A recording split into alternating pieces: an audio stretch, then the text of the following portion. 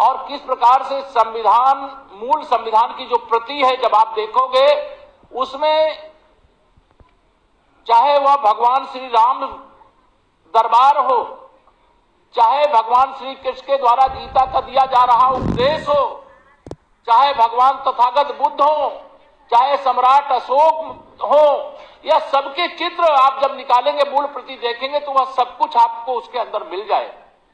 मैं आप सबका आह्वान करूंगा कि चूंकि आज 26 नवंबर है, हम संविधान दिवस मना रहे हैं, यह औपचारिकता बन करके न रह जाए। जैसे 15 अगस्त को हम हर घर तिरंगा फहरा करके एक राष्ट्रभक्ति का जनज्वार पूरे भारत में उमड़ पड़ा था, कश्मीर से लेकर के कन्याकुमारी तक हर घर में तिरंगा लहरा रहा था। अब वह समय आ गया है, हर घर में बाबा साहब का संविधान होना चाहिए, उसके अध्ययन होना चाहिए। जैसे हम श्री रामचरितमानस के हों, श्रीमद् भगवद गीता के हों, चौपाइयों और श्लोकों को याद रखते हैं। बहुत सारी संविधान की धाराएं, अनुच्छेद, किसके अंतर्गत क्या अधिकार हमें प्राप्त है और हमारे कर्तव्य क्या हैं, यह सब समझने का, जानने का समय आ गया है। और सबसे बड़ी बात यह है, भारतीय जनता पार्टी की डबल इंजन की सरकार, दोनों ने मिलकर के आज अगर कोई ना ही पढ़ने की ठान ले तो अलग बात है, लेकिन अगर कोई बच्चा, बेटा बेटी पढ़ना चाहते हैं तो गरीबी और अमीरी के कारण से पढ़ाई से वो वंचित नहीं रह सकता है, वह आगे बढ़ने से नहीं रुक सकता है। इसलिए हर घर में ऐसे शिक्षा पाने वाले हमारे बच्चे हैं। जैसे हम सब चीजें मतलब धार्मिक ग्रंथ पढ़ते हैं, वैसे कुछ दिन एक पन्ने पढ़ेंगे, क्या किस अनुच्छेद में क्या सुविधाएं हैं और क्या हमारे कर्तव्य हैं, हमें क्या करना है, देश के लिए क्या करना है, समाज के लिए, यह सारे विषय जब आप अपने घर में संविधान की प्रति ला करके रखेंगे और उसका अध्ययन करेंगे सब ज्ञात होगा।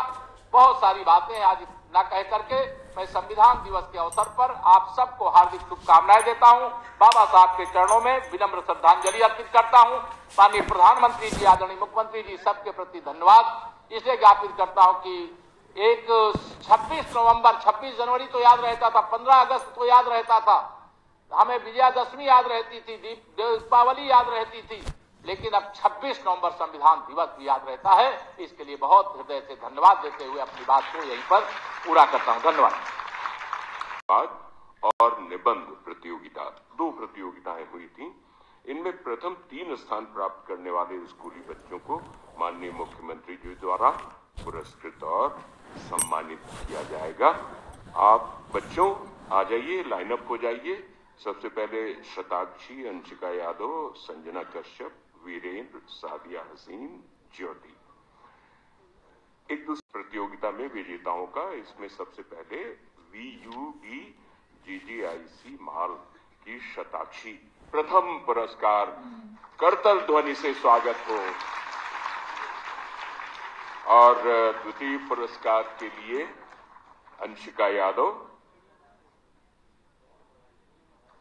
माननीय मुख्यमंत्री जी बधाई दे रहे हैं, करतल ध्वनि से स्वागत हो। द्वितीय पुरस्कार के लिए अंशिका यादव, गवर्नमेंट GGIC इंदिरा नगर। अंशिका यादव।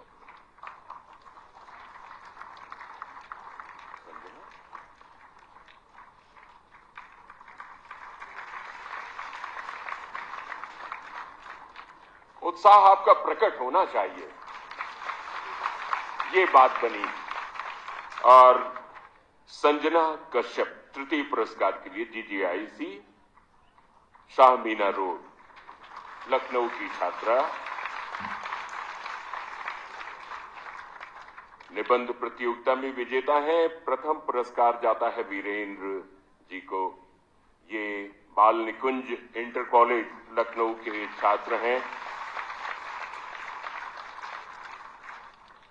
द्वितीय पुरस्कार के लिए सादिया हसीन, गवर्नमेंट GIC मलिहाबाद की हैं।